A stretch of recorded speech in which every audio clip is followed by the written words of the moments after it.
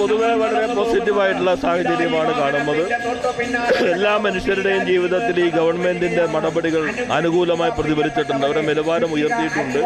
അതുകൊണ്ട് തന്നെ അത് കുറെ കൂടി മുന്നോട്ട് പോകണം എന്നുള്ള ചിന്തയാണ് ജനങ്ങൾക്കുള്ളത്. ഒരു തുടർച്ച അനിവാര്യമാണ്. പല പദ്ധതികളും സമയബന്ധിതമായി പൂർത്തീകരിക്കുമ്പോൾ ഒരു തുടർച്ച അനിവാര്യമാണ് എന്ന് ജനങ്ങൾ ചിന്തിക്കുന്നു എന്നുള്ളതാണ് പര്യടനത്തിലുടനീളം മനസ്സിലാക്കാൻ കഴിയുന്നത്.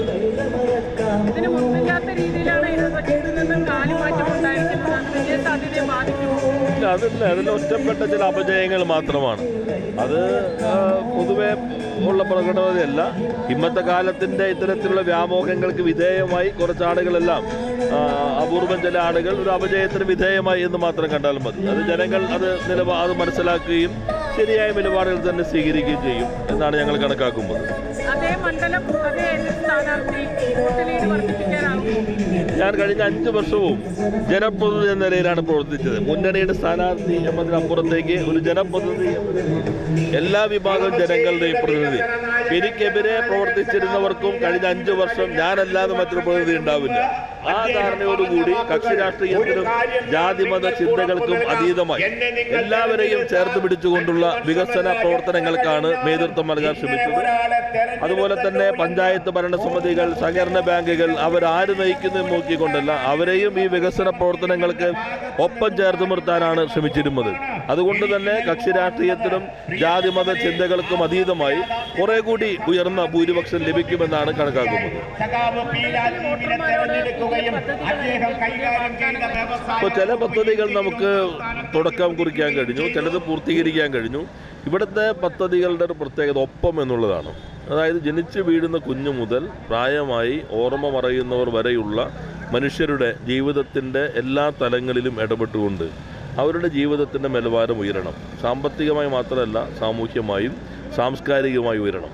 അതിലിപ്പോൾ ഇവിടെ നന്മ, നേരത്തെ ഒരു മാലസെൻ്റ് കോളനി എന്ന് അറിയപ്പെട്ടിരുന്ന സ്ഥലമുണ്ട്. അതിപ്പോൾ സങ്കേതം നന്മ ഗ്രാമമായി നമ്മളത് പരിവർത്തനം ചെയ്തു. എല്ലാവരുടെയും മൈക്രോ സർവേ നടത്തി അവരുടെ ജീവിത നിലവാരം ഉയർത്താനും ഉള്ള സൗകര്യങ്ങൾ ഏർപ്പെടുത്തി.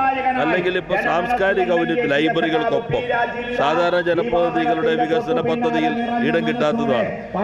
അത് സാംസ്കാരികമായിട്ട് അവരുടെ നിലവാരം ഉയരുന്നതിന് സഹായകരമാണ്. അതുപോലെ അംഗനവാടികൾ, ഇപ്പോൾ LP UP സ്കൂളിലെ കുഞ്ഞുങ്ങൾക്ക് കുടിക്കാൻ 49 സ്കൂളുകളിൽ 3 കോടി രൂപ ചെലവഴിച്ചിട്ടാണ് റിവേഴ്സ് ഓസ്മോസിസ് പ്ലാന്റ് സ്ഥാപിച്ചിട്ടുള്ളത്. അങ്ങനെയുള്ള എല്ലാ മേഖലയിലും, അതിനുശേഷം ഉന്നത വിദ്യാഭ്യാസം,